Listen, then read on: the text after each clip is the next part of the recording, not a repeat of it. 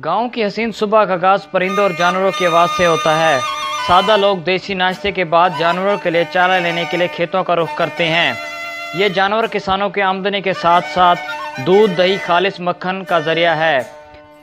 नमाज पढ़ दें, सोले लस्सी दे मक्खन नाश्ता कर दे, मेहनत मजदूरी नाल करें ने रहड़वादी करें, लस्सी दे मक्खन नाल नाश्ता कर दे वाल चले ने खेती बाड़ी दे।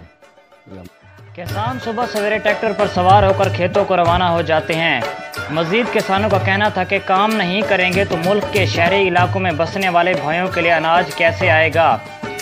देहाती लोग खाने में देसी घी, मक्खन, लस्सी, ताज़ा सब्जियों और देसी मुर्गे का इस्तेमाल करते हैं। देहातों में शाम बहुत जल्द हो जाती है। रात के वक्त सोने से पहले गुड़ मिला गर्म दूध पीकर दिन का इख्तिताम करते हैं।